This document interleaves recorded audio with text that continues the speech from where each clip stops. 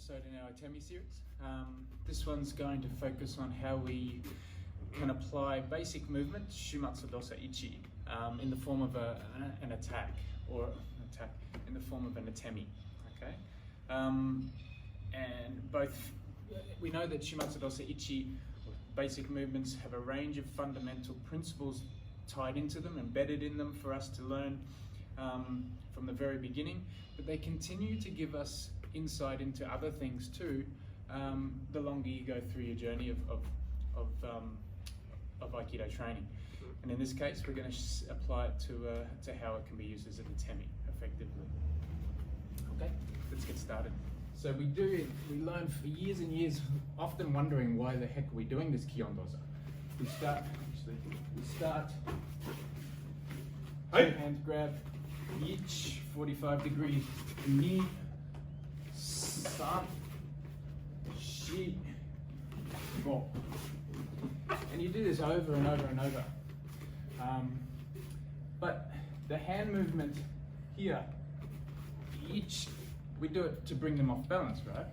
But it's also can be used very much as a strike, or at least a distance maker to create the Maai and to, I guess, control the situation in a sense that you know what's going to happen next.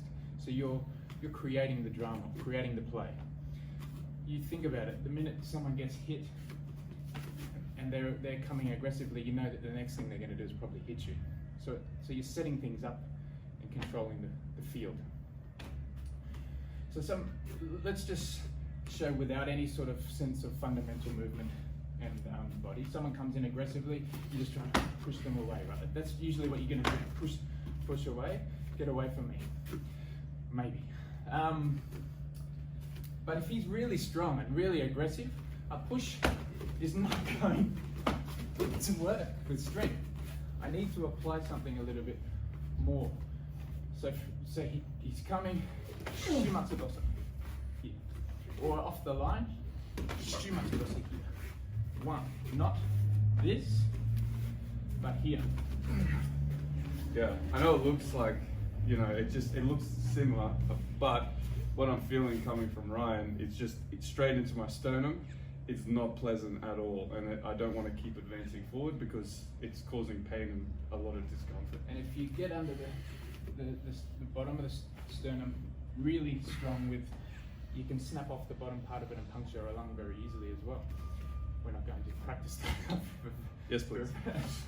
for obvious purposes, but yes, but know that if he comes, push away, he's going to come again straight away, right? They're going to be pretty annoyed after this, and they're more than likely going to accelerate the level of conflict. So be ready if you do use this as a Maai distance maker. So for example here, coming, be ready straight away, okay?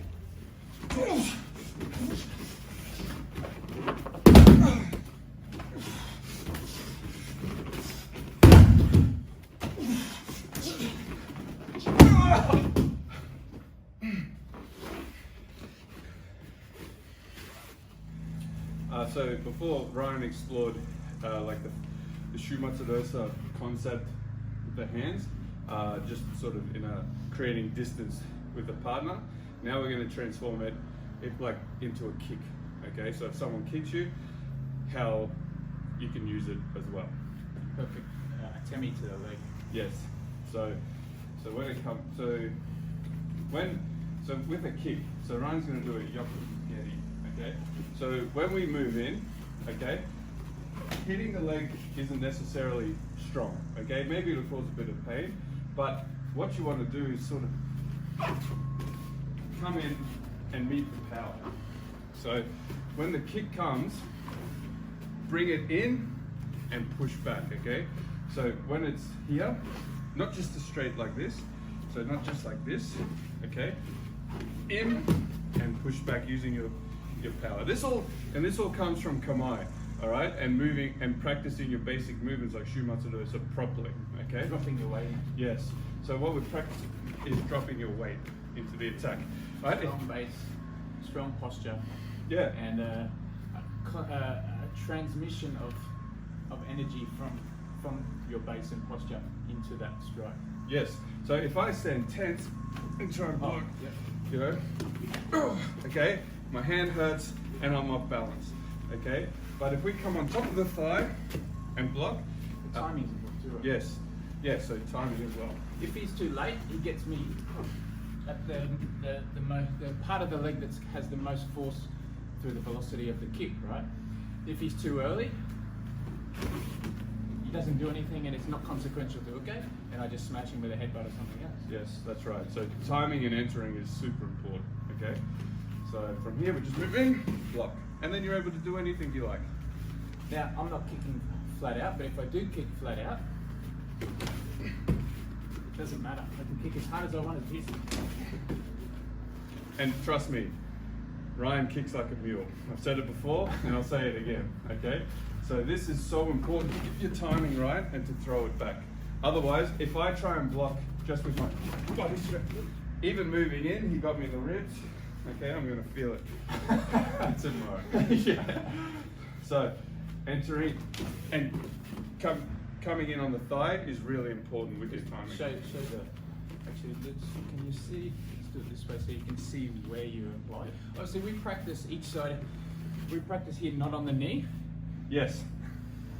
It hurts. But in reality, right on the knee to hyperextend the leg, Yeah. like here, and the leg.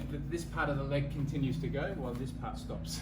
Yeah. You can imagine what happens next with the knee. Yeah, true. We can't practice that, but we can practice everything else except for that point. Yes. Yeah, true. And when they come in, just make contact in here. Okay? In here, and then it's sort of a push thing. When you first move Shumatsu Dosa, you do this move. Okay? So now, attack. And look where I am. Perfect position for a technique.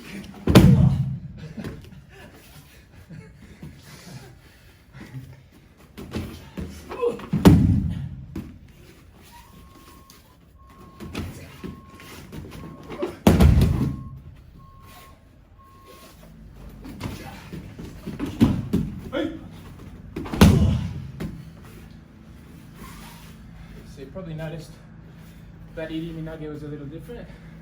yeah, so Michiharu Mori Sensei, our teacher, had developed a series of techniques against kicks. Which we'll talk more about kicks at another episode. Yes, but this is just one example. You know, traditionally we just maybe grab the collar, we show you knee, turn, punch, slide up.